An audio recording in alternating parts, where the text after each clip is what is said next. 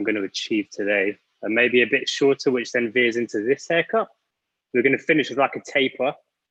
But yeah, it's kind of a frame of what I'm going to be doing today. So we'll show you a haircut that kind of matches those. So I'll start on the sides. Some people can sort of vary it up, but I'll base it around the sides today, working all the way through. So we'll start sort of from the corner. So along the sideburn here. Now I'm going to go quite short through the sides first.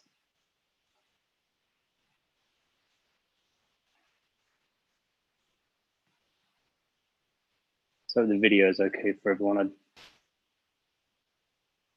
give it a few minutes for some questions to come in, I guess.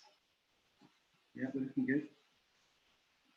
So this section I'm leaving a little bit longer because I'm going to edit that at the end. So we're going to be able to leave a little bit of a detail in that side area there on the sideburn. Slightly bringing this second section over just to allow for more length.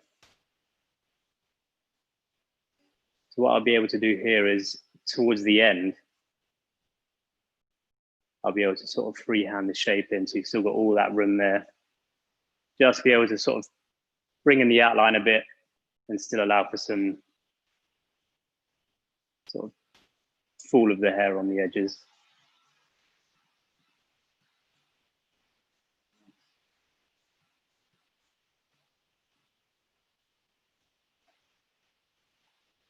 And then, so you're pretty much following the shape of the head. yeah, we're working sort of almost square along here. Let's take it a little bit shorter. But when we get round to the sort of the back of the heads here, along here, we'll sort of start to work quite round along there because we're going to go quite tight to be able to allow for a sort of a taper on the neck. So will the hair actually be longer in the sides where you are now than it will be coming to the back? Yes. Will it get shorter as you... Yeah, it will run shorter into the And is that something you like? I mean, you know, is that something you like doing? Sort of nice, clean. Yeah, I think the thing is about men's hair nowadays, well, even when sort of really, when male grooming came around, it's all a lot of the time very clean, efficient, tidy looks. Tapering, again, has been kind of this another form of fading, something that we really like to adhere by in men's hair as well. But yeah, I mean, most men's hair for a long time now has been very clean, sharp finishes. Yeah. What do you put that down to? I mean, in terms of moving, because it was scruffy, wasn't it? It was a very sort of scruffy in the 90s and noughties and stuff. It was a very sort of scruffy, loose, unstructured look. Do you think it's a reaction against that? Possibly. I mean, it all depends on where you work as well, I think. Yeah. But I think trends always change. I mean, to be a bit more broad on it, yeah. You know, looks come and go. You know, you can even look at that as a fashion sense as well. You know, loads of different looks come in. Like, it went from really skinny, sort of tight-fitted clothing for men, for example, in the last sort of 5 to 10 years, and now it's all gone quite baggy, all the way that I look at it. Oh, yeah, true. Yeah, because the Dior sort of skinny suit, skinny tie, sort of drifted back into like oversized again. Yeah, really, slightly sort of 60s sort of thing, wasn't it? And now it's a bit more loose, a bit more unstructured. Yeah, no, big time. So I'm just going to go and just going to cross check in. I've got to remember that we did leave it a lot longer on the sides there, on the front even. So you can sort of see that. And if you can get that angle, but you can just slowly veer. So try and point your fingers towards the head a bit more, and then come away from there. So you kind of get a bit more of a sort of an angle there. Yeah. Again, just to allow for that sort of layering pattern to come through. It's nice. I like the way it looks. I like the length on the side.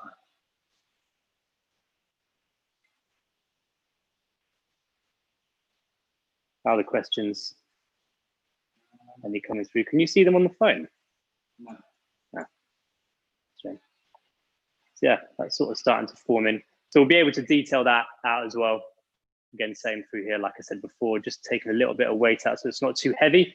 I find a lot of clients that I've had in the past that wear this look sometimes find that that gets really out of control super quick. So we try and avoid that as much as you can. People have different techniques to do that, but we'll sort of go over that in a little bit. Okay.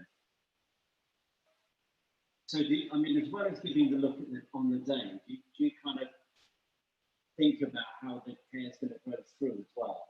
Yeah, I think you've always got to establish how it will look in 5-6 weeks. So when I was working in London before I went to Australia, you know, the prices are a lot more competitive, so guys won't come back as often as they did in Australia. Just because London's London.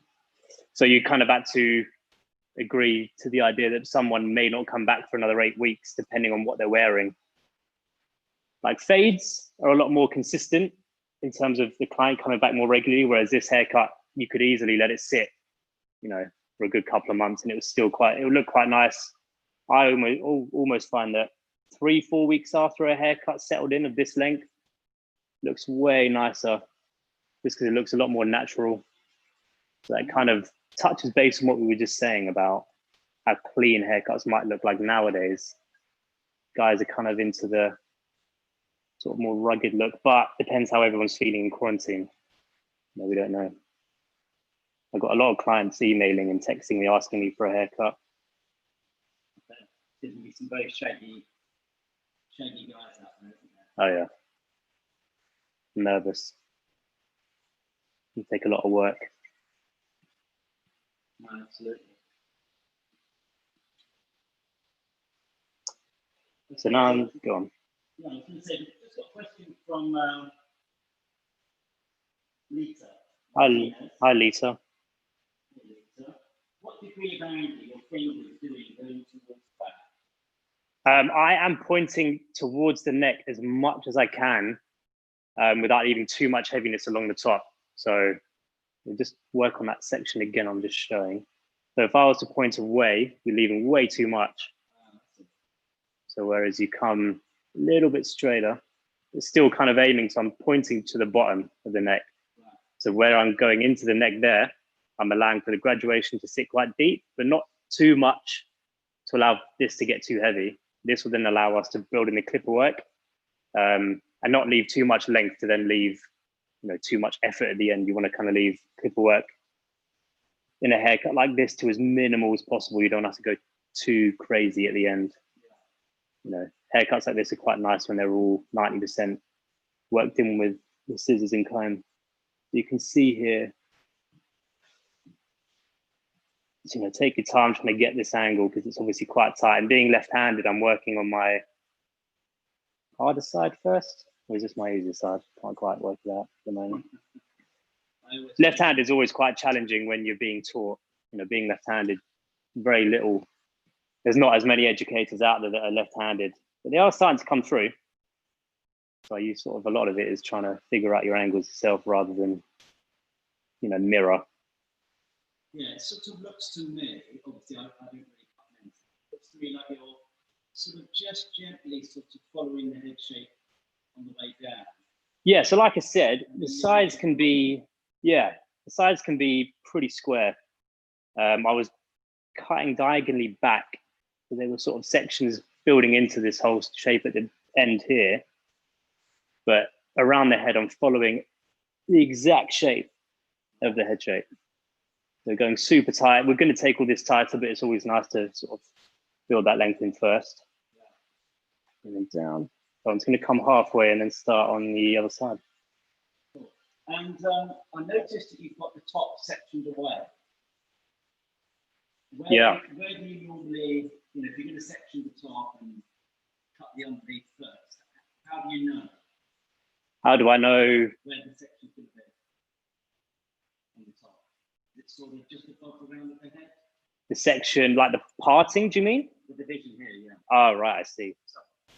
I never go too high. It's better to go low there. I leave it sort of, imagine where the occipital bone may be, and then the nape, or the hairline starts there, and the lowest part of my sectioning is here. The occipital bone usually sits there, so you can kind of say to yourself halfway, but it's quite a vague judgment just because people's, skull shapes all vary. Yeah. Some people's occipital bone protrudes a lot. But I try and leave it just behind the crown, so you keep the crown away from all this work. Because if you take the crown too short on hair that's really sort of soft and straight, you are going to cause a lot of damage and a lot of work. So you sort of err on the side of caution. Yeah, exactly. Looking good there. It's kind of quite quick. Yeah, the thing is about barbering as well, is that a lot of it is, you'll find a lot of guys nowadays won't want to be in a salon for over an hour, hour and a half. Some clients will just have that. That's just how it is. Some guys are going to have super difficult and challenging hair that it's going to need a bit of time. Because we've got a question on how long, what are your appointment times? How long do you take? I take around 45 minutes to an hour. Some guys I know do it in 20, half an hour. But sort of Saturday barbershop time, half an hour is probably your average. For the purpose of this video, I'm taking a little bit of time to kind of show you guys what I'm doing.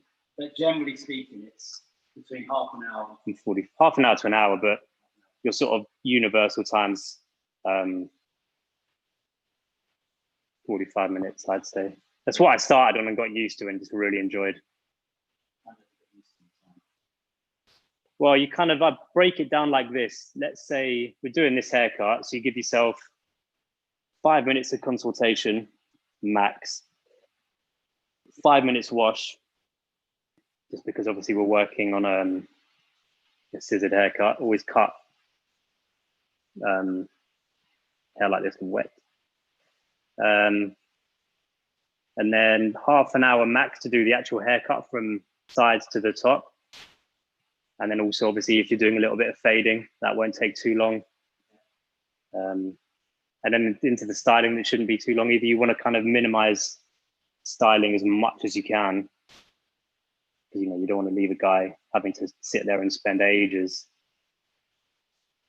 styling his hair in the morning before work. Yeah, what's your feeling on that? Because, styling, grooming, it sort of goes along with the way you work with hair, doesn't it? So how much do you think styling plays a part in men's hair? I know a lot. If you have a little look at my earlier model, yeah, I'll get this bit and then we'll come over. So this haircut here is what we sort of call a crop, French crop, but really long. The sides are really accentuated in the corners, sort of almost like a mullet.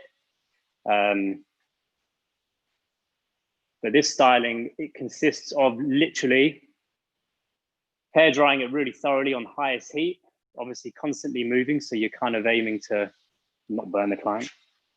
And then worked in with just some wax, sort of standard hair wax. There's loads of places that do really nice stuff.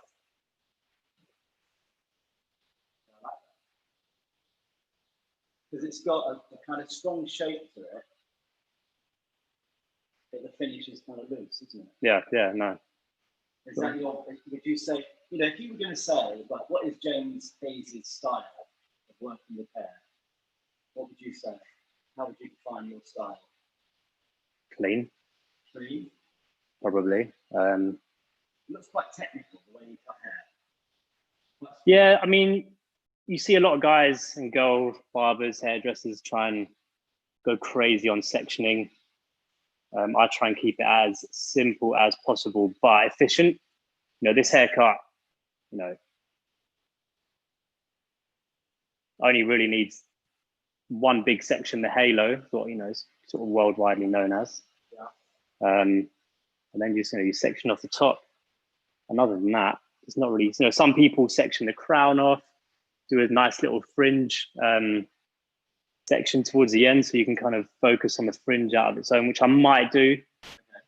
Kind of give you guys an idea of how I do fringes sometimes, because we're working into a quit shape, so you can really disconnect all that. But so this is kind of like a good classic. So this super classic shape, this today, really popular, very timeless as well, I find.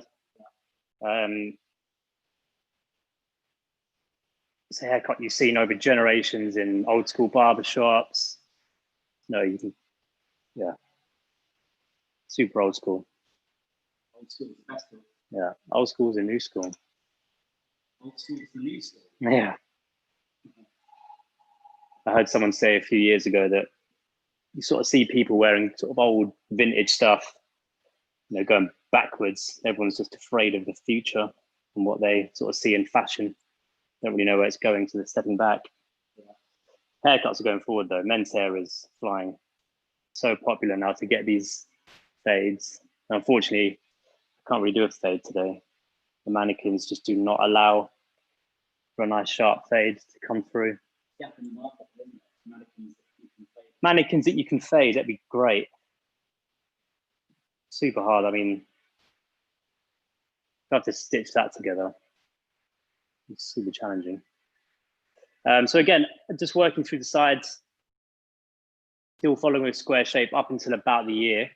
This was all pushed away so we can refine that later, so we don't leave it too heavy. And as you get behind the ear from here, start to round off, tighten up, and then we'll be able to work through the top. Kind of interesting how you do everything in one section. You don't sort of cut it square, then go back and cut it again. You sort of come through square and tighten up into the hairline. Yeah, something I've sort of wanted to try out. You know, if you were to look at it from a hair dresser's perspective, yes, you're doing two different layering techniques, but you know, must take quite a bit of control though. Yeah, you really want to take your time, making sure each section is as clean as you can get it. Yeah. You'll be able to really find that shape. And again, beveling your fingers at the top of the section. Bending your fingers. Beveling, where it's sort of coming away from the sort of the round of the head, so you don't take it too short up there. It may have to go a little bit shorter, but nothing too much from where we are now. Yeah. You know, because another sort of really common shape you'll see in men's hair is quite a triangular shape, from exterior to interior. As it builds up, sort of comes away. It's a really common shape. It kind of complements males' head shapes really well. But again, it's all down to what the client looks like. You know, you need to work with a lot of stuff. And how does that work? You know, what you were talking earlier about the consultation is a 5-minute part of the process. Some people take longer, but yeah, normally, I feel like with men's hair, it's a lot more simplified. Yeah. You know, take as much time to agree and stuff. And do you see it as like, is it what you want, what the client wants, or is it kind of like a collaboration? Oh, 100% collaboration. I mean, when I was in Australia, they always kind of looked for something more so than they did in London. I don't know why. It's maybe how it was, a timing, but they always kind of wanted a bit of input from what I might be able to suggest. So I was going to come around here.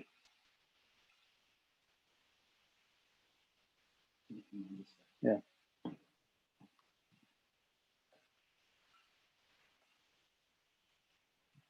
Anyone that does struggle with sort of sectioning and sort of guiding yourself around a haircut, I always find that the someone taught me years ago, following your thumb around the head. So I'm going this way now, follow the thumb. I was going that way. Follow your thumb. Yeah, it was something that, I mean, I don't know if it just works to left-handed. I can't think off the top of my head now. You could do it as a right-hander. Yeah, right-handed people have Good. thumbs as well. No, in the sense of the patterning. I mean, would you, if you're right-handed? Oh, you could, I suppose. Just because when I was learning, being a left-hander, everyone seemed to struggle to show me something. Yeah. And then one guy just said, try and just follow your thumb, simple. I was like, eh. But only when you're cutting hair. Yeah, hope so. Follow your thumb. I think that's great. I've never heard that before. I think I've learned something today. Thank you. Good. You can teach that on your lives next week. Don't worry about that. It's you today. I'm filming today.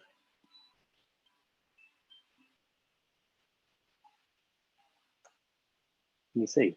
Yeah, absolutely.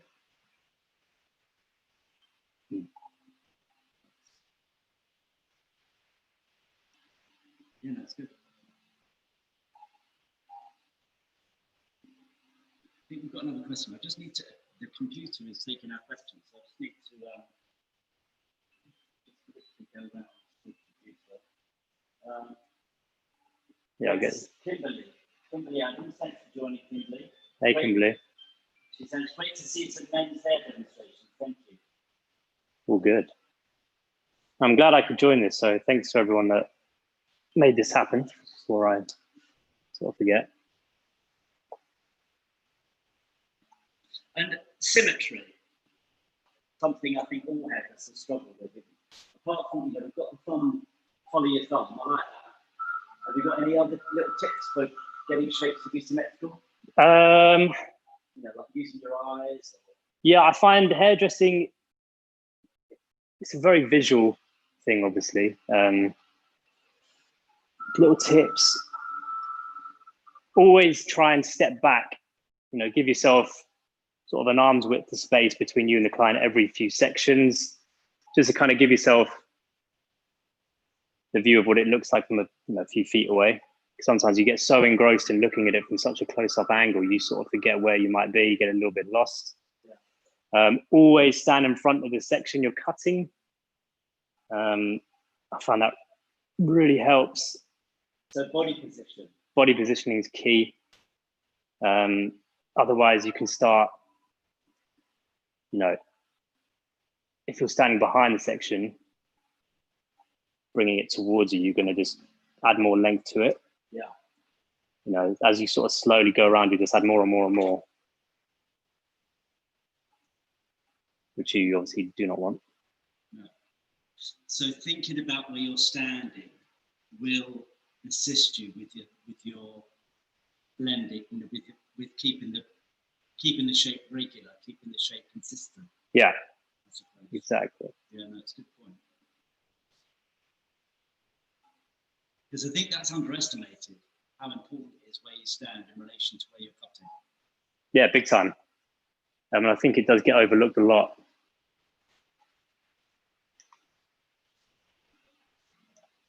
Cool.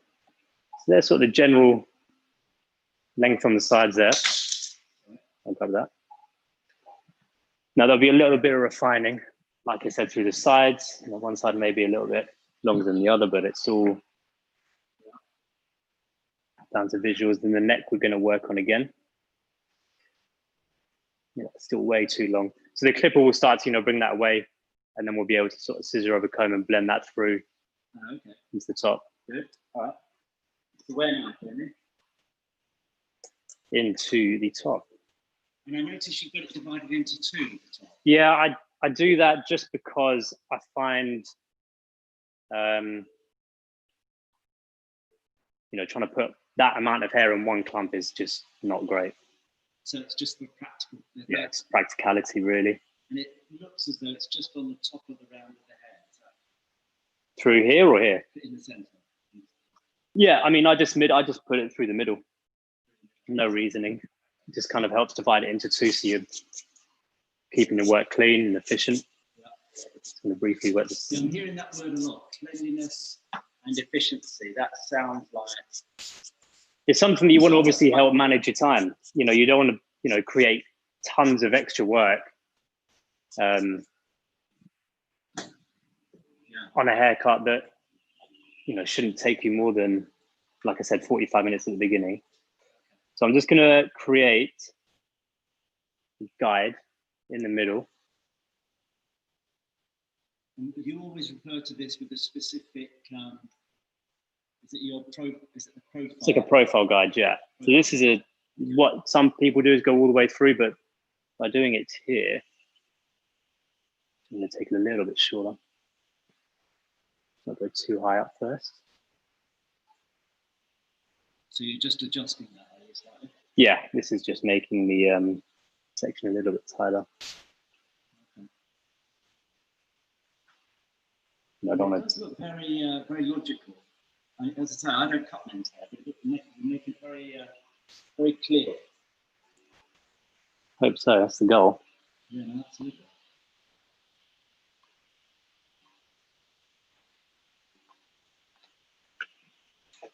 So again, small little profile guide in the middle, and this can kind of become your guide to what we're doing here is just connecting the crown, which obviously forms around this area, into the sides there. So you'll see your guide from the bottom. I see.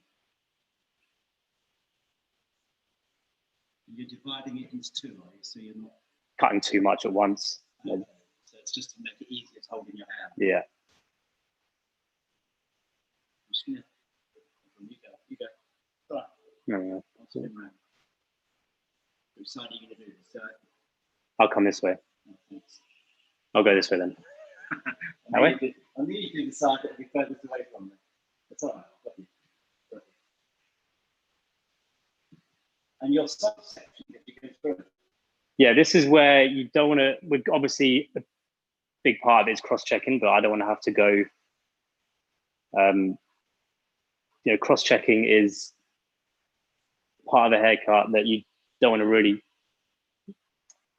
how would you put it? You put it really nicely the other day. You don't really want to cut anything cross-checking, do you? Cross-checking is, yeah. That's how you put it really, yeah.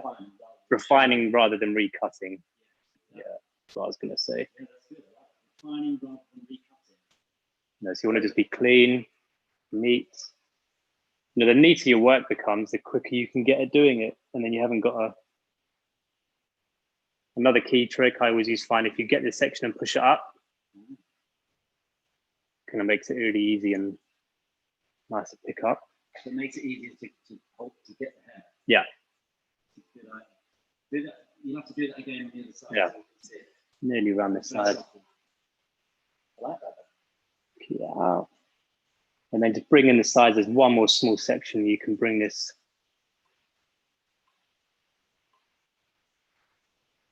A little bit, so you're right on the corner of the head there, aren't you? just from the corner, the sides here.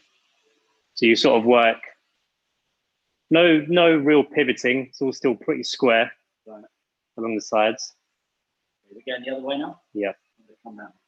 So show me that little push up of the hair. I like that. I've never seen anyone do that. Were you shown this or did you sort of... Yeah, I've shown it.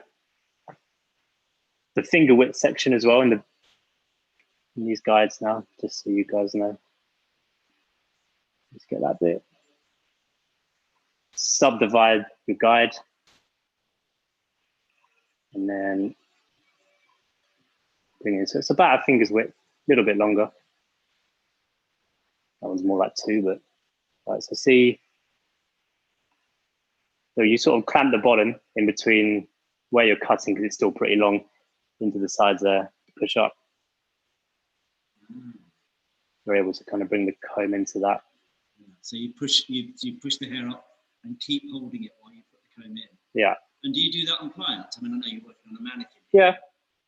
I see. It's a good little tip. I like that. There's so many little things that you do that unless you actually explain them, you wouldn't notice them because they obviously have just become the way you work with hair. Yeah. You know what I mean? I like it. So you sort of end up doing it without even Sorry. Thinking about doing it. You do it sort of subconsciously. Yeah, but I just did it then and noticed myself do it for one of the first times. Yeah. Because I've explained why I'm doing it. That's good. So I'm nearly at the end here, just sort of starting to come into the sides and the round of the head in the corner. And it's still got that sort of pivot action towards the nape again, always directing into the nape because that's the shortest point of the haircut. Yeah.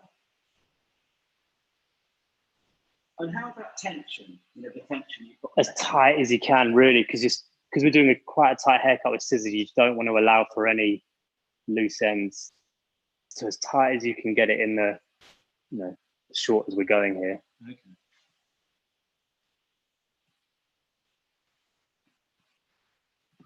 So you're really gripping the hair quite firmly. Yeah, big time. Tight as I can. Yeah. So I'm just going to bring this in as well. So literally everything underneath looks like it's been pretty square and then slightly angled away from the top of the head. Yeah. As you come through. And what's happening now? So we're on the top of the head now. Working into the top.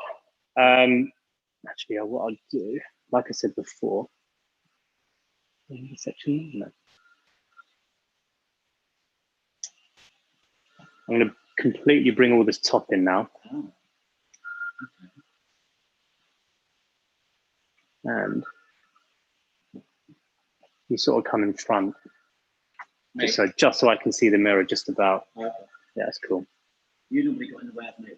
I know. So I find that the center point of the head. Where your thumb is. Yeah. Good. Like that. So from the corner of the recession to about the middle. And then again on the other side. Sorry everyone. Terrible camera work. And then back in. So what I'm doing, I'm going to be completely disconnecting the fringe until the end. So I'm going to work in panels through all of this. So this is going to start to round off the shape a little bit at the top. Okay. But we're going to disconnect that all out. Disconnect. Explain disconnect. Disconnection here, for example, is we're keeping the top separate from the sides. So it's pretty simple. So essentially, where one area of the haircut doesn't technically blend. Because we kind of want to keep the quiff as high as we can, but not obviously leave it, you know, too accentuated. Yeah. And disconnection is a way that you can work from short hair and then keep the other hair very long. Yeah. So essentially, I suppose then essentially it sort of exaggerates, does it? Yeah, big time. So we'll bring in a little bit of products at the end to kind of show that. Right. So now I've done the crown, this part here, I'm just going to take a section, my profile guide either side of that corner, that point in the middle, and then just connect that through. So we're connecting everything, but that fringe area first. You can see that there, so it's not too much. But following the head shape again. Okay. Come back up. Let's refine that. I'll come this way. Yeah, sure. So it's a two-step process. Yeah. So subdivide your profile.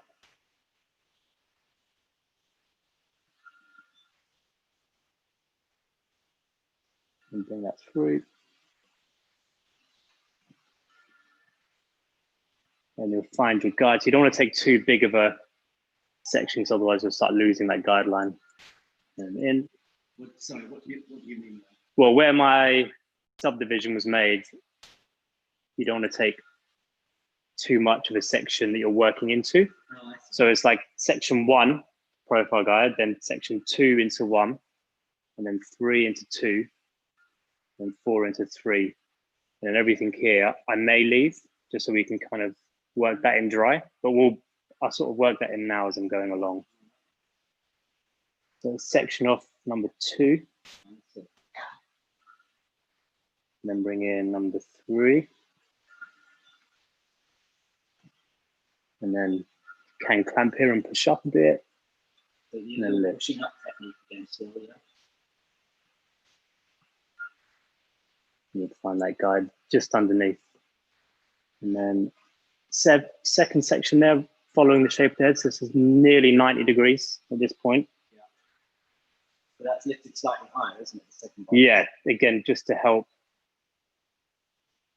that triangular section here at the front not be too on its own. You don't want it to look too outrageously long. In comparison to the rest? Yeah. Yeah. So this is probably the last section as we start to meet the sides there again. Yeah. This is number 4 into 3. Again, see our guideline. So along there. Pivoting, so there's a little bit there to take off. And again,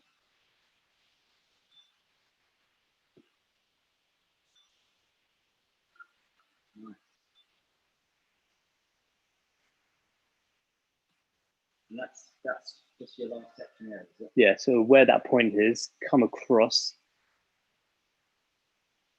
You can see that little bit of hair there, contain that, and then bring it up through. This is almost like number 5 into 4. Yeah. If everyone's following, I hope they are. Yeah, it's very clear. They get it. And that last section there. And what we'll do, we'll just bring this side in. Not too much, shouldn't be too much here. Yeah, there's that small bit there just from underneath in between the sides and the top. So you can sort of see that it's almost connected, but we're still leaving a little bit there just for refining towards the end. And some clients do like that disconnection. So you can see, you to bring it straight down. Don't know if you can see. We've got a majority of the sides along here. We've still got all that sort of length there that we can adjust when dry. Yeah. Nice. And that's disconnection. That's what you call disconnection there. Yeah. I'll come on this way. Now the other side, same system. Where that point is, I knew where that was, and that would have half of my first profile guide. The subsection and bring that away.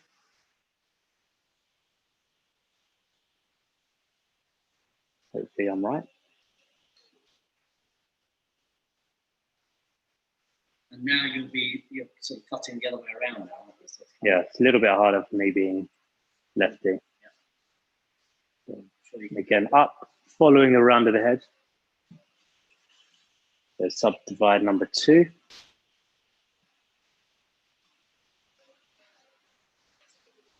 And with scissors, I often asked you this just now. With scissors, would you always cut the hair wet? Yes. Scissors can go. Yes. And that's just my personal preference, like with comfort. I find it can be a lot harder cutting it when it's dry. But, doing a whole haircut dry would be super difficult. But little bits like refining the haircut, yes, dry is fine. So you would cut the majority, or you'd establish most of the shape with the hair wet, because it looks like it's sort of evenly damp, the hair you put it in. It's not dripping wet. No, not dripping wet, damp. You can still take really nice sections. Yeah. So it's kind of from an accuracy point of view. Yeah. In some ways, having the hair wet. Yeah, I mean, cutting it dry, you're obviously going to get its true full, how it will sit completely. Yeah. Whereas doing it wet, because obviously hair is quite elastic. Well, it is elastic. So it's always going to have a little bit of stretch on it when it's wet. Does that help sometimes, though? Yeah, cleaner sections, you get the tension right.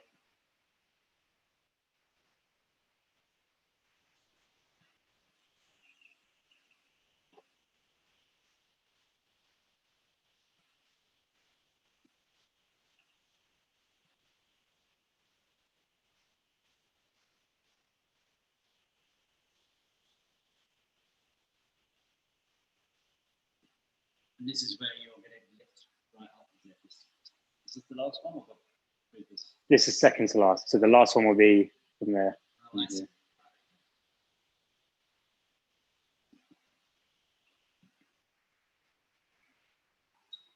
My so you lift quite high there. Is that so? Is the over directing of the hair there? Is that, as you were saying earlier, to kind of blend with the front area in the end? Yeah, yeah. So it seems like while you're cutting one part, you're actively thinking about how that's going to relate to the next part all the time, even though you've got the hair sectioned off. Yeah, you just, I mean, like I said, it's going to be disconnected, but you'll be able to bring it into the crown for sure. There's a lot of flexibility with this sort of haircut. Yeah. And then last bit.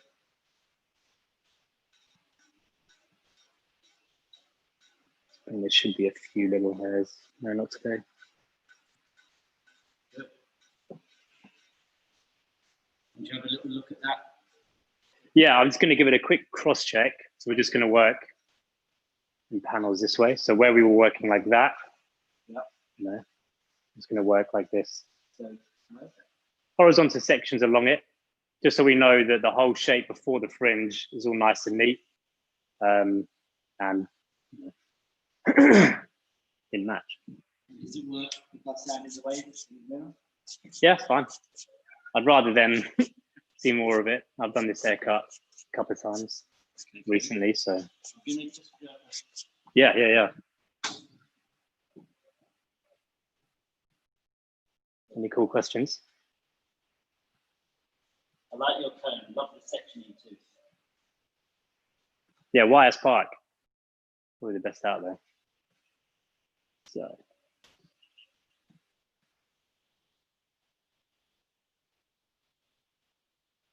The first part, I'm going to take quite a wide one because I don't want to take off too much too quickly.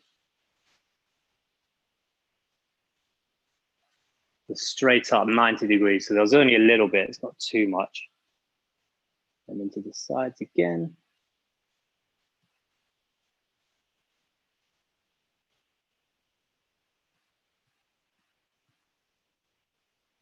So it's all pretty good. Yeah, it's very clean. And same process, subdividing the hair. Yeah, subsectioning.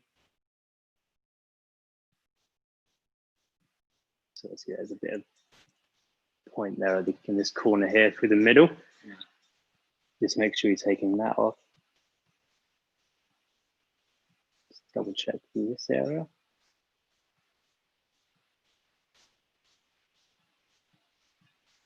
Yeah. Nice.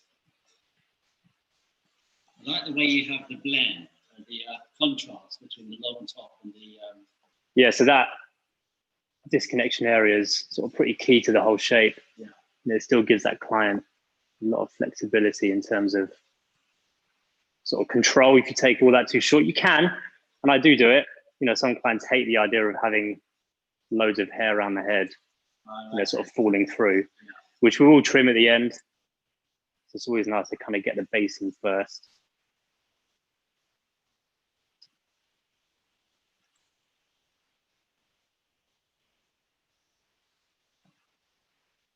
And how do you, in terms of when you're dealing with clients, how do you, how important is it for you to recommend like aftercare and things like that? Is that pretty key. I mean, like hair like mine under my hat, it's all pretty short. You're not allowed to see it because I can't get it cut. But I don't use product, but hair like this, yeah, big time. This sort of haircut needs it, doesn't it? Yeah. Where are we going now? So I'm just coming across a little bit higher. The hair there. Just going to connect these bits into the crown, into the sides here, sorry. Okay. Following around to the crown, that's where I was going there. Right. It's going to lift it a little bit higher. So it's going to help round it off a little bit. We just really kind of bring that triangular shape in as well. I just feel like it's just going to help So you've almost got like a little triangle of hair in between there. Yeah, so that will still fall over Yeah. get some of it out, but it's not so long, not so heavy. And we'll just do the same on the other. It's just one section I felt needed to happen. And then we'll just come around here and do the same. Well, I suppose also because you've got it so organized, it makes it easy to sort of adjust the shape, doesn't it? Yeah, well, you kind of, the more organized your sectioning is, the cleaner you'll be able to sort of visualize what it's all going to look like without having to go too. And as you go, you can see what's in there. Yeah, all of it. You don't just kind of get the surprise at the end. No, you think, oh dear. Yeah, so I like that. And just little adjustments as you go through to fit the shape. So it's almost, I suppose, in a way, it's a bit like personalising, isn't it? Personalising the shape to the hair. Yeah, this mannequin's head's quite square. So you want to kind of attribute that with a square and a triangular shape that I'm forming here. Just by lifting that all up, this helps that. We're sort of nearly there with the whole shape. Do that. Let's do that now, actually, so we can see it. So this is where I kind of get pick and choose with it, because you can kind of leave all that disconnection, which I will, or you can connect it all in. So where we've got only that triangle section left, what we're going to see is obviously still some length that's going to overhang.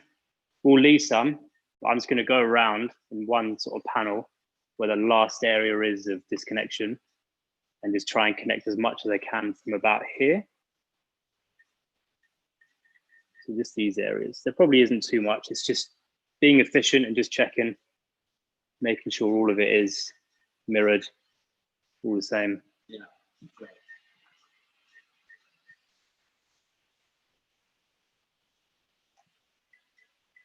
Good. A couple of small little uneven areas from those sort of crown panels.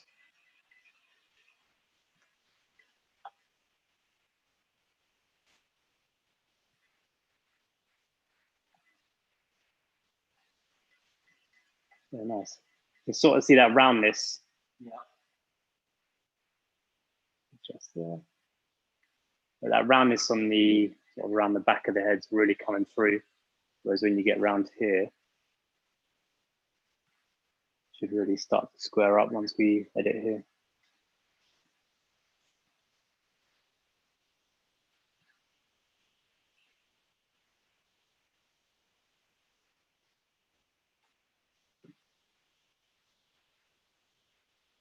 I see. So you just literally work around the back of the head. Mm. I see.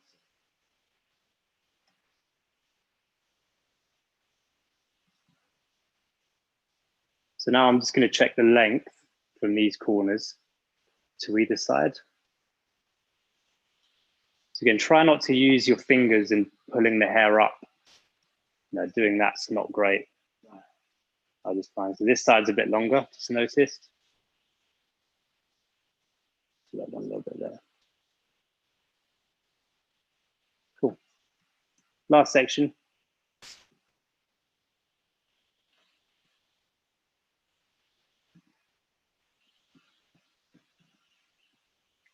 Bringing it straight in.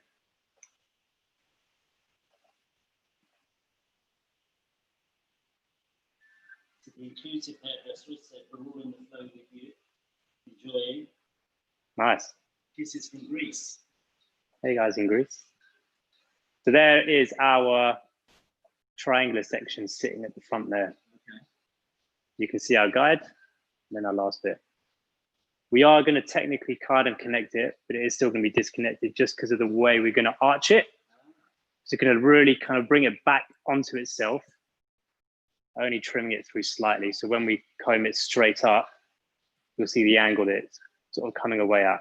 It's going to be disconnected from the sides, but we're just going to bring it back towards into the haircut. So it's almost 45 degrees at an angle. And just literally, I pick a corner of the recess of the hairline that I like working from. So I'm working from the left side into the right. You can work from the middle, you can work from the right in, but it's just kind of personal preference. I'm working from here over. You can work from a profile guide, which is about a finger's width in the middle, and go that way. But because it's only a small section, it's only about that much of hair, you can just sort of work from left to right, right to left. So bringing that down. But again, still subdividing. Try to avoid picking and working into the previous. You find yourself over directing too much, whereas the only over directing we're doing here is just pulling away. Yeah. So you can see our guide. It's that small corner there in the middle.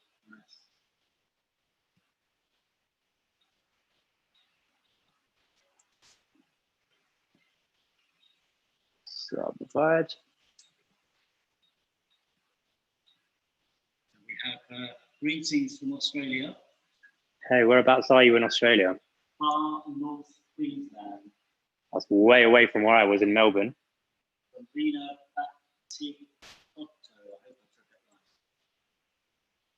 No, hey, thanks for joining though. All the way down in Queensland. Middle of winter. We'll get into it. Wow. From my time in Australia, Queensland sort of stayed hot all year. Sort of a dream for anyone that loves the sun.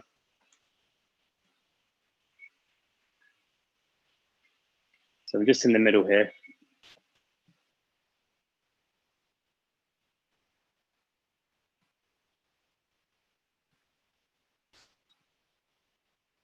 It's a lot of hair, isn't it? It's a lot of length compared to the rest of the way you are in the back. It's very, very short. Yeah. It's quite extreme. I like it.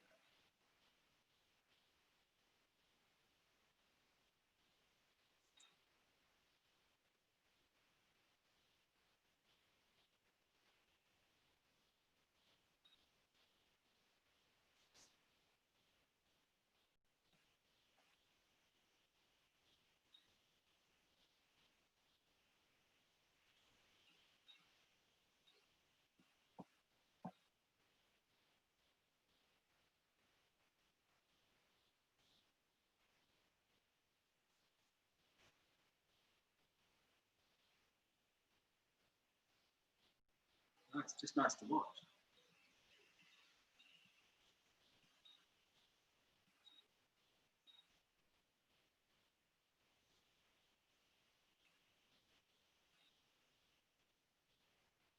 And that should be it.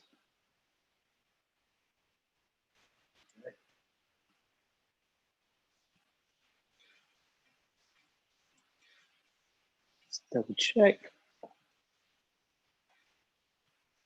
So you're just making sure that everything's bled right? Yeah. And then just briefly, a cross check that I like doing. Find that middle part.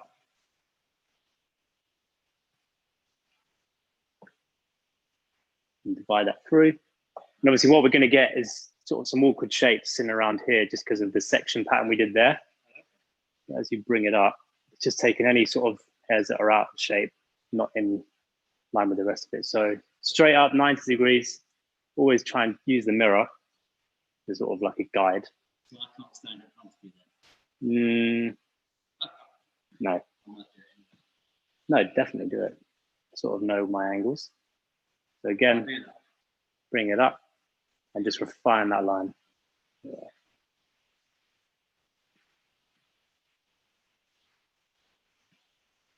Yeah, you'll see there, that step. That's the disconnection. Oh yeah, so we only want to go higher, don't take it off, and just trim the length that sits further into the interior. So it only really connects with the back, isn't it? Is that right? On this yeah. So the side, the sides, you've got two little legs. Yeah. And then the length underneath. Yeah. Wow. How do you do that? Practice. And I mean, you're a young guy yourself. But what advice would, you know, well, I'm sure we've got lots of younger hairdressers on here as well.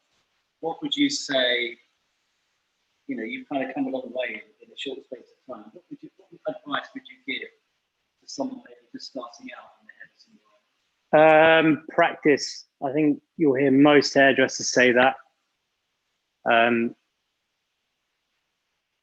Always keep yourself educated. If it's not hair, it has to be something else.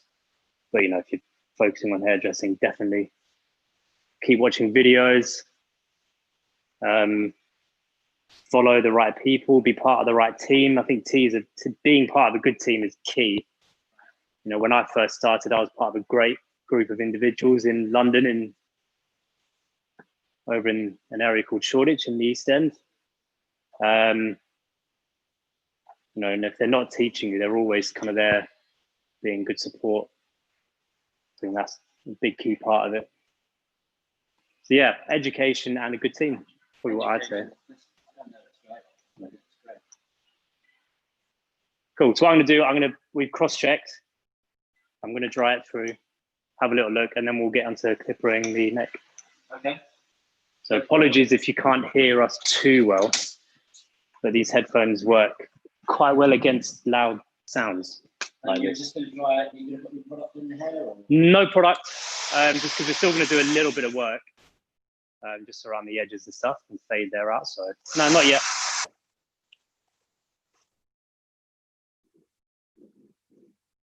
Because we're wearing it all straight back, I like to try and work from the sides first. So we'll start on this side. It's nearly dry anyway from the haircut, but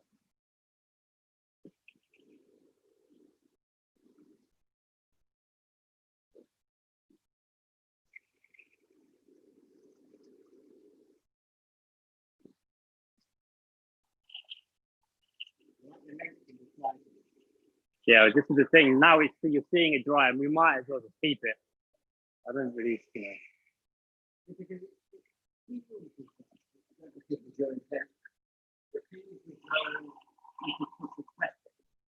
Yeah, that's where the key is to bringing in the length on the side as well.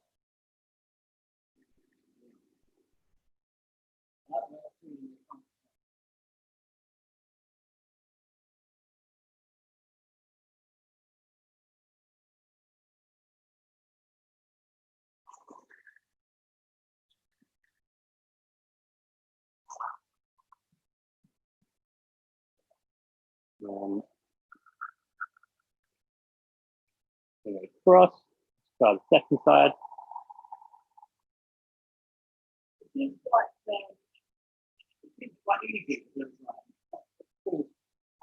No, because obviously we're working with quite short length, there's no real need to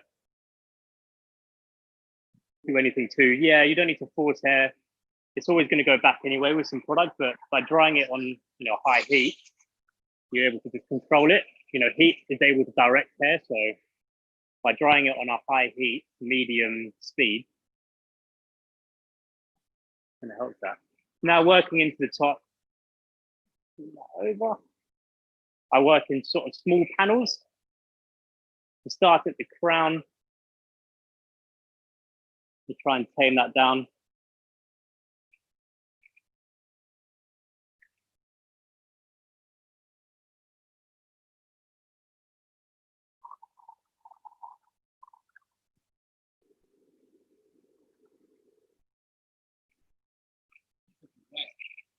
Yeah, it's pretty cool. Good length. Sort of feels the chainsaw. The clippers in it.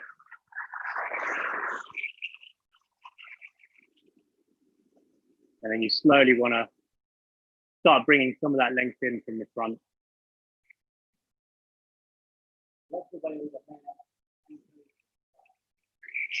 Yeah, it will look great when it's dry.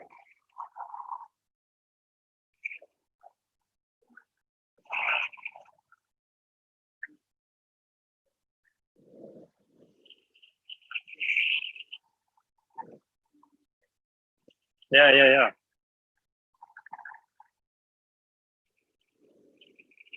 It's super flexible. There's so much variety with what you can do with this sort of hair.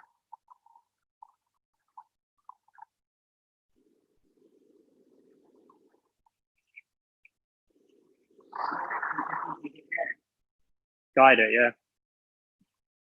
Yeah, fortunately, this mannequin's really nice. It's got really good flexibility to the hair it has. So it's really nice to work with.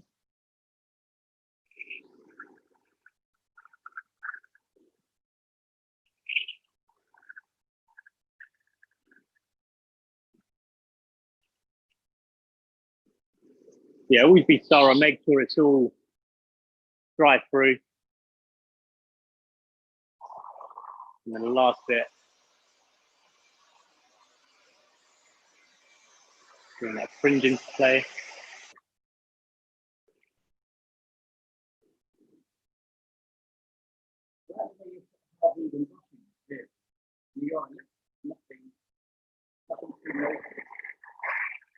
No.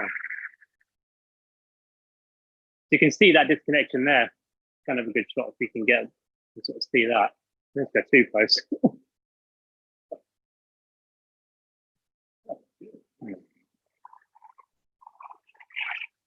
Yeah. Let's have a look. I know. Yeah. Sorry, I can't resist it, guys. It's good. It's really good. Yeah, all that length still really flexible. You sort of still see there's so much control in the shape.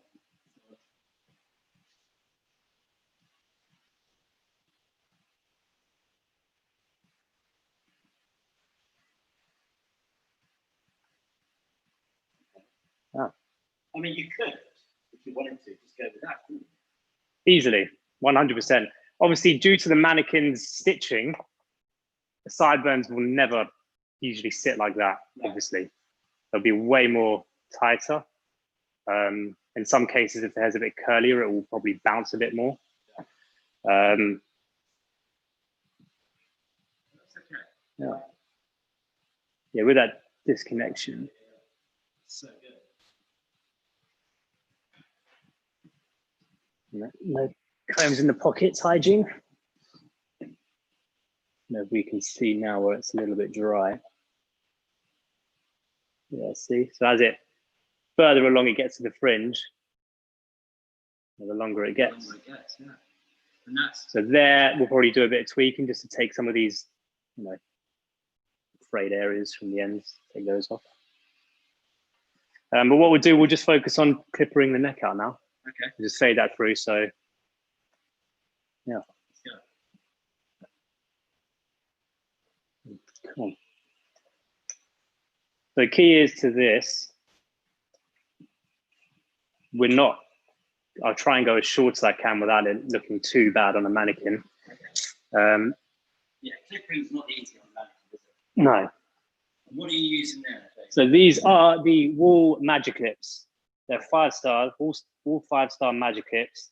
It does say it there, but the amount of use I've put through them, it's disappeared. But magic clips, they're cordless. So, and they're really light as well, really nice to hold. I'm using what they call a taper blade. So I'll show you the difference between this and what a normal standard blade would look like. These are the wool seniors. Again, cordless, they're 5 stars, they're professionals. The 2 blades, this is your standard blade. It does say it there. If you can pick that up on the camera, great. But I don't know if the quality will come through. So the standard blade here is pretty straight. You can see it against the black t-shirt of mine. So it only bevels a little bit, just obviously to allow for the graduation the clippers create. Whereas these ones, the beveling there is a lot wider. You can see that it comes away way more curved, way longer.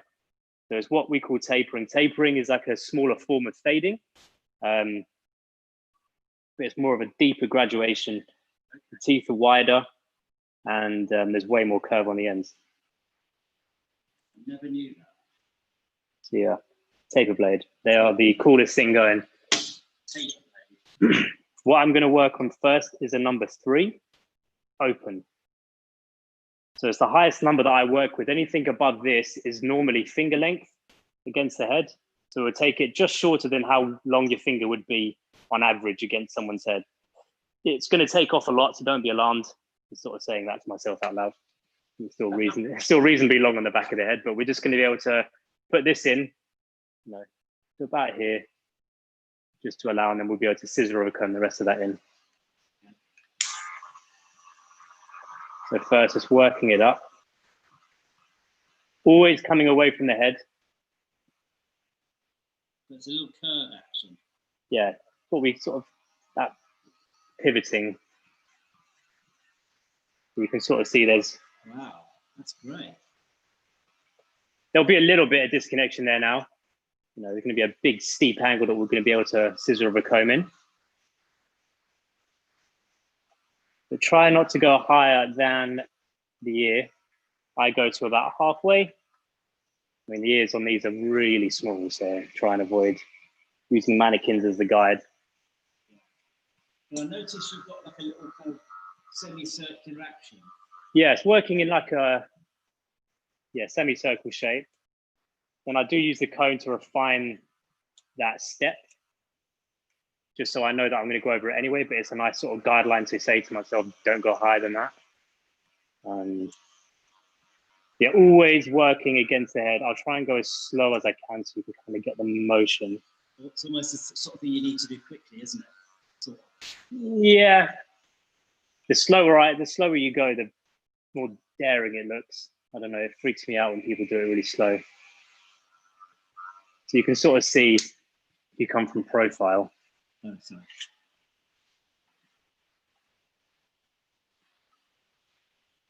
You sort of get that shape as it comes in. So then all of this area is just going to go shorter. Wow. Slowly, slowly. I might just bring it a little bit higher.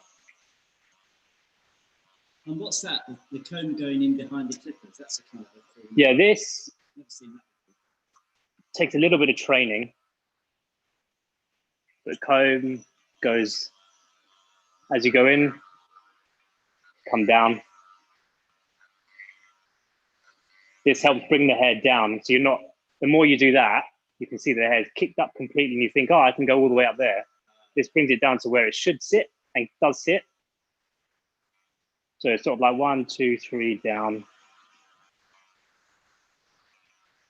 It's quite sort of mesmerising.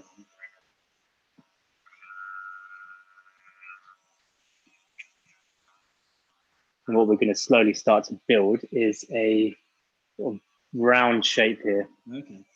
Why is that? It's just a sort of style. Just generally. I suppose it works with the length in the front as well. Yeah. In a sense, you do it in the opposite way, it wouldn't look that great. Yeah. And then always try and get a bit of space between you and the area you're working on. You can kind of get a visual for it.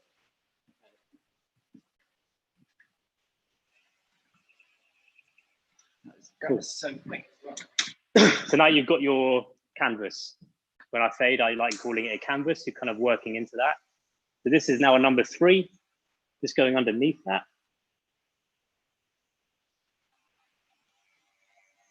So we're working down. It's what we call descending. Descending. Descending from the highest number to the shortest. To the lowest number. Yeah, to lowest number, shortest length. And now this is a number 2. Okay, so yeah. Right. Number 2 does say it there. I know it's all blacked out there, but and opening it to a 2.5 just underneath. So you'll start to build that fade action. Hopefully it looks really nice against a mannequin. I've never faded from a mannequin before. It does. Hope so. You'll start to see it when it goes down short. This is the 2.5. So you're not going up quite as high there? No, again, still pivoting against it. So I like using the back of the clippers against the neck.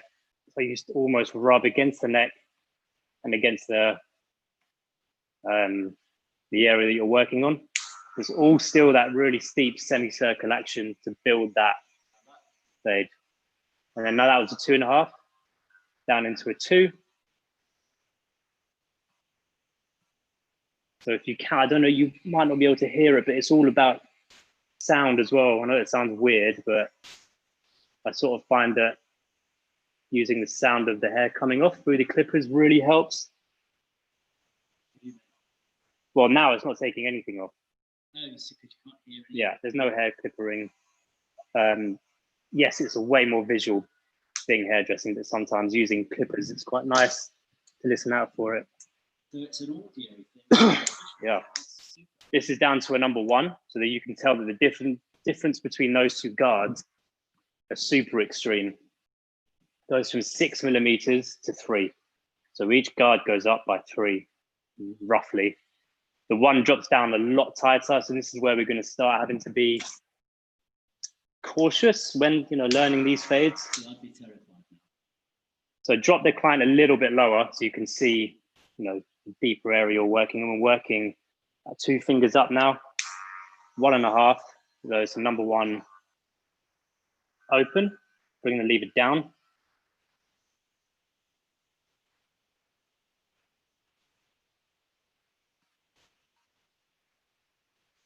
So areas like this is where you might need to grab onto the client's neck on the skin, and you use so you pull down on the skin, and use the torque to kind of get into those areas. So if it was on a human, yeah?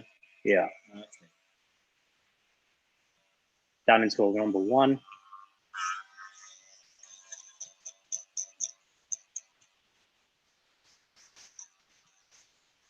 So now what we're doing here is there's a little line there. I don't know if we can see that. Yeah. You can see the line just above where I'm working. Yeah. That's going to then be open to 1.25, not to be too complicated. So that's just between a 1 and a 1.5? Yeah. Wow. And then 1.5. Sort of there, isn't it? Absolutely. Shame it's a mannequin. No, got it. And this guard is what we call transitioning. The transition guard is a 1.5 guard. So the number 1 we were using, when you open that, it becomes a 1.5. Okay. This is a 1.5 guard straight. So it closed as 1.5. It open is 1.75. Oh, I'm going to leave it open for the 1.75. And it's just going to go in between that number 2 and the 1.5. Wow, and it just takes the line away. It just sort of softens it out a little bit.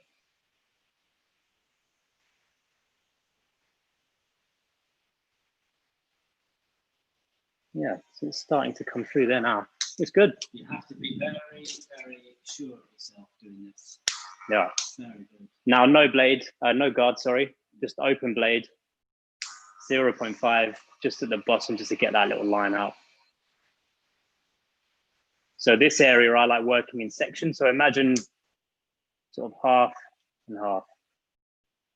So work on this side first. Drop down.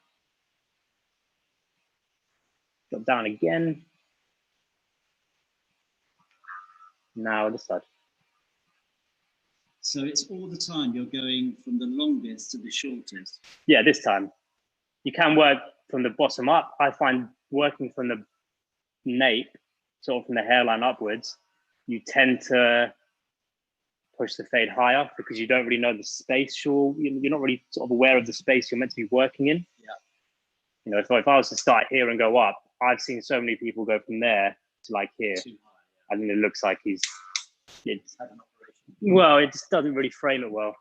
I've just noticed a little bit more. So now we go over and refine 1.75 guard, or 1.5 guard open. Using the corner of the blade is key as well. Some people have really sort of thick hair. So allowing for the corner of the blade, you can sort of dig and you're sort of scrubbing away that shape. Yeah. And a couple of, are you gonna scissor over go? Yes. So now where we finish that fade with the clipper, I'm now going to scissor over comb this, take that all a little bit shorter, Okay. and then refine the edges just through here.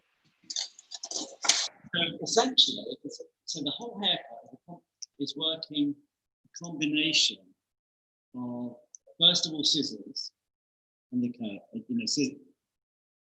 This is good. I like this. But now we're just sort of slowly fading in. The scissor of a comb. Always angle the comb away from the head slightly. Get yourself a clean section. And what this also can do is help refine a little bit of that taper we've just created as well. The taper is there for, you know, suitability for the neckline growing out in a really nice manner. Some people hate the idea of having too much hair back there, so you fade it all away, so it takes ages for it to grow back compared to the length of the haircut we've done today. You know, otherwise I'll be stuck with, you know, not that it's a bad thing, but that sort of mullet shape with the length of this. I think mullets are kind of coming back, but don't hold that. Not here. In this house or the Well, we just got the David Bowie bit, so maybe. Yeah, it could come right in.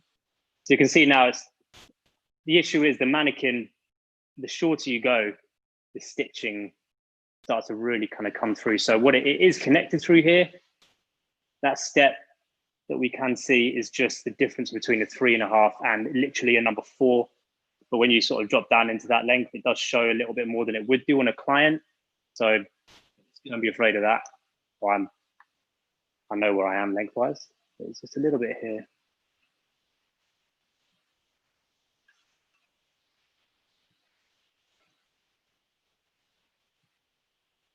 I like doing a little bit of point cutting into these areas, just it helps soften out any dense areas that are falling into the taper. Okay. No, these it sort of breaks it up and really kind of frees up that heaviness. That one side's done. Good.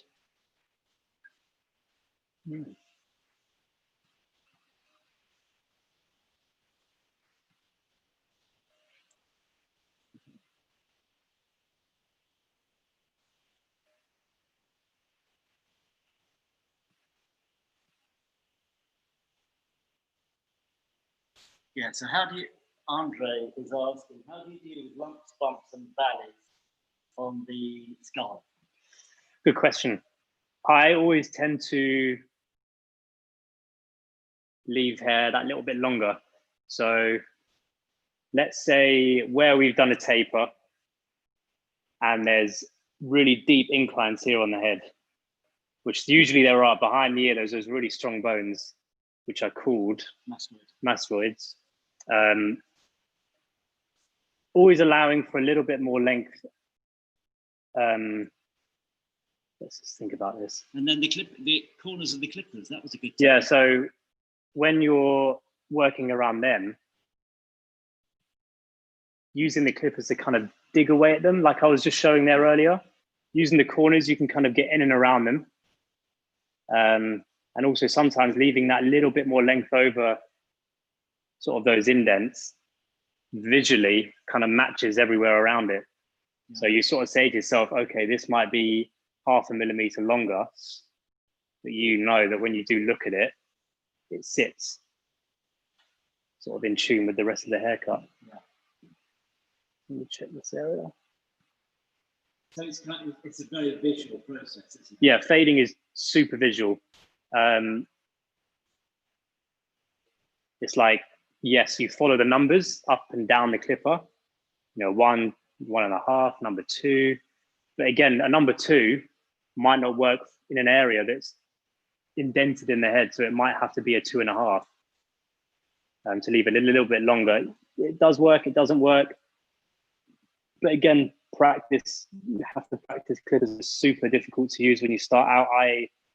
I've only gotten to a really good point in my career so far using them and feeling super comfortable. Like, you know, there's sort of a part of my hand. I know it sounds weird, but again, it's like scissor over combing. You get a lot of hairdressers that are really comfortable by scissor over combing a fade, whereas I don't know, not doubting my talent, but I think it would take hours compared to I could do a fade in half an hour, whereas it would probably take me hours to do it with a pair of scissors. It's what you know, isn't it? Yeah, it's what you know. It's what I've been taught.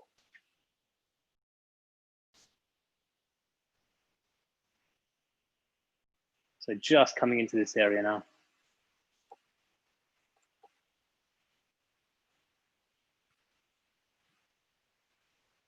I love the way it blends from there. So good.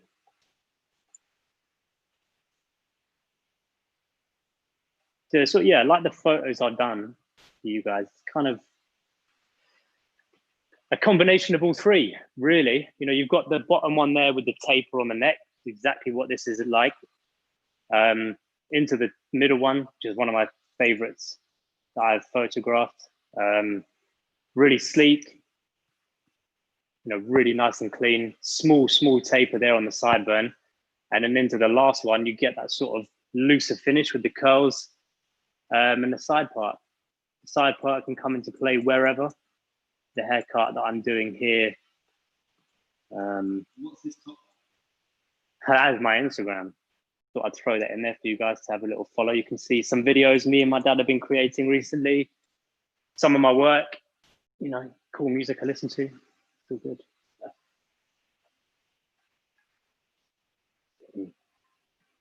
I love the profile shape. Yeah. Brilliant. So now, where's the other over there? Yeah, I'm just going to grab a little pair of trimmers I've left over here.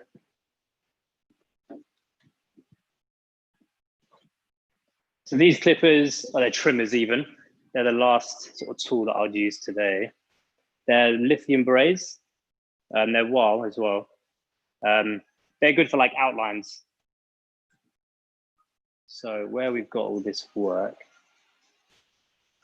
we're just gonna leave that away for now. So take that away.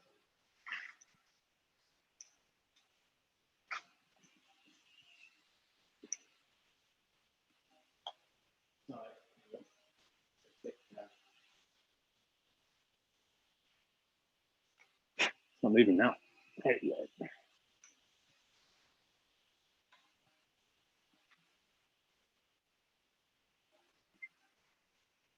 Yeah, again, it's key to have the client exactly where you want them. Don't want to hurt your back.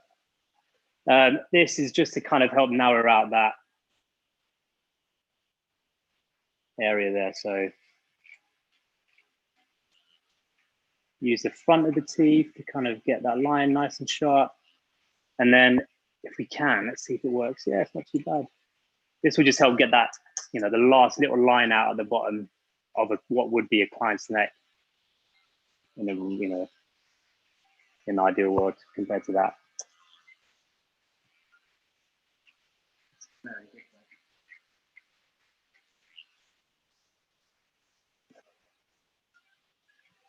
And then I'm not so, I like working around the hairline with clippers sometimes compared to scissors. Still freaks me out a little bit, but each their own. A small bit of detailing around the edges, just trimmer over comb, clipper over comb. Just helps blend it in further, so there's no massive, you know, no visual disconnection. And presumably these little clippers are kind of easier to get into. Yeah, way more agile compared to the ones I was just using.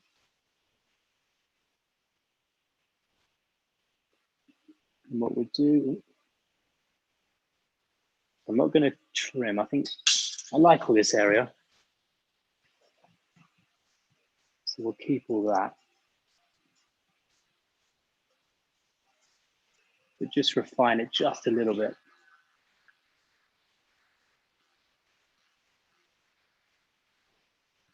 Now, you'll obviously have to allow for the ear. You can't, I'm leaving it still long, so we're able to push it back on this mannequin. How do we feel about that? Yeah, I kind of like it. It kind of sits with all that well, right? Yeah. Once you've got product from that, I think it's cool. Yeah. I'll trim it a bit.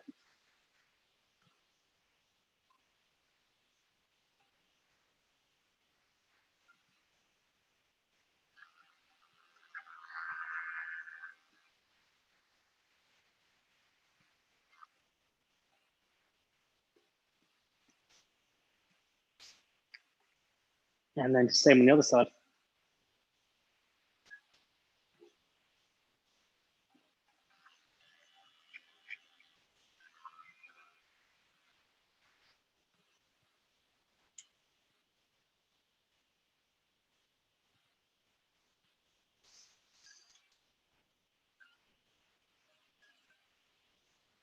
Yeah, again, try to keep your work nice and clean. So you can see where you are, can't you? So.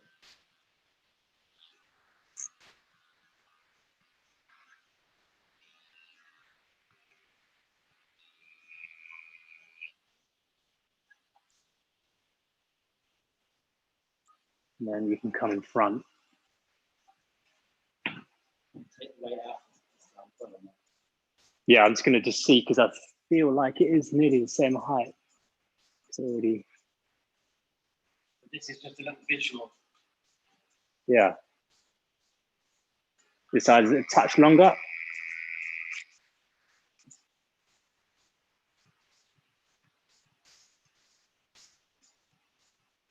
Yeah.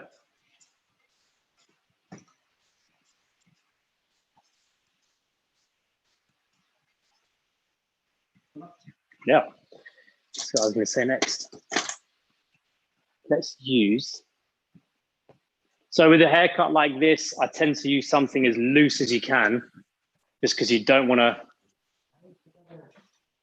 because of the length you're still working with. If you apply anything too heavy, it's just going to, you know, clog it up, make it quite flat, maybe too greasy. So try and find a product that has cream, like a cream. Sometimes people use like oils, like a serum. This kind of gives it a bit of texture. So I'm using like a sort of thick cream here. So run your fingers through. Nice. Just kind of tame those sides in. See how well they do.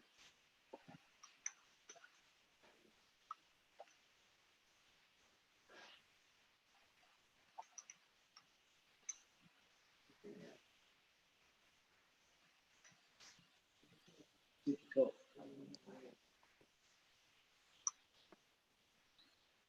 You know, once you've got the majority of the product off your hands, you can sort of use your palm to kind of correct those areas.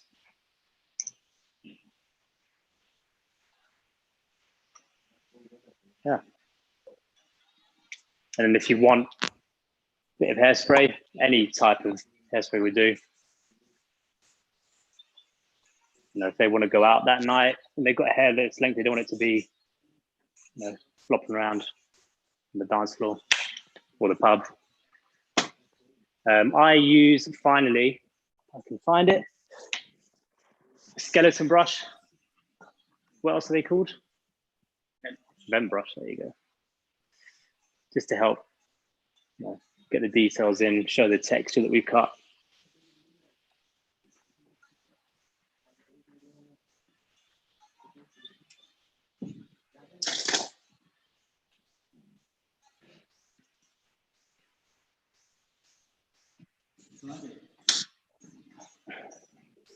There you go.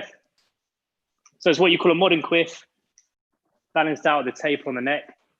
You can really see the texture coming into that. Super natural, really loose, nothing too crazy. You know, it gives loads of growth time through each haircut. You know, they only have to see you every 6 to 8 weeks, but there's loads of room for different styles. You know, you can sort of really loosely bring in a side part if you wanted. I can do that super quick. But it's just a really nice, easy shape to work with. Great, Jamie. Thank you very much. Hope everyone enjoyed it. Yeah, if you want to ask any questions, you know, during, you know, Thank you this so time much, we can't James, get. for such a lovely haircut. We have people across the globe saying a hi to you. Hello. Thank you. Yes, so we have a few questions that people have been asking. I will just pick them up quickly. Yeah. What degree of angle are your fingers doing going towards the back? In what sense? When I'm styling? Yeah. Yeah, literally, I'm sort of clawing it. So I'm using the tips of my fingers against the skull, against the head, kind of breaking it through, and then into the back. Same motion, straight through. You want to kind of really get it in evenly, and you can use your palm to sort of get it up and in, bring it back down, because you know that all that hair will still sit connected, so there's no real. So that's that. So yeah, just try not to use your palm at the beginning. Use it at the end when using your fingers first. So really kind of scrunch in there, get them through. Yeah. Then there's another question that comes in saying, which cutting combs would you recommend currently? YS Park. You won't be able to see the detail of the logo on that, but YS Park. Don't know if we can put that into the chat, but they're pretty famous for cutting. They have the really nice sectioning sub-tooth on it. Would you call it that? Yeah. There's a sub-tooth there, sort of semi-tooth that's able to bring in the sectioning. Wider teeth into finer teeth. You know, they're really nice for scissor over combing, but YS Park, they're the ones. Superb. And they come in loads of colors. Yeah. Yeah, and then there's another question which comes in saying, how do you deal with lumps, bumps, and bellies on the skull? Yeah, we touched base on it earlier. So if we focus on the head here, for example, we get really strong protrusions in the head behind the ear here. Mastoid bone. They come up quite heavy. So using a tighter length on those than you would do behind or underneath it, sort of to either side as well, taking those areas shorter around the edges. So imagine it's there, underneath and to the side, a little bit shorter. Sorry, I'm getting myself confused here. Longer around it, shorter on it, because what it does, it will, if you look at it from a 3D perspective, that will be longer, whatever length you choose. So if you do a number 1, do a 1.5 or a 2, and that will kind of help balance out the shape of it visually, yet you know technically that it's going to be longer in the actual haircut you're doing. So that's a way of dealing with it. You can also use the corners of scissor over comb, try and use an angle. Clippering, use the corners. Yeah, that would probably be the best way I can answer that. And before ending the session, can we please have you and Mark with us online on the same frame? In both of us in shot? Yeah. Or just point in the mirror. And if you guys could just say a quick hi to everyone before we end the session. Hey guys, thanks for joining. We appreciate your time. Thank you so much, everyone. With that, we would like to end our session with James. I would request you all to tune in again tomorrow at 5 p.m. Indian Standard Time. We will be live again with Results with Rupa, Episode 5, Beauty Business Mastery, HR, a Shared Responsibility. You can go and log into our Zoom section on the Insta bio. Thank you so much.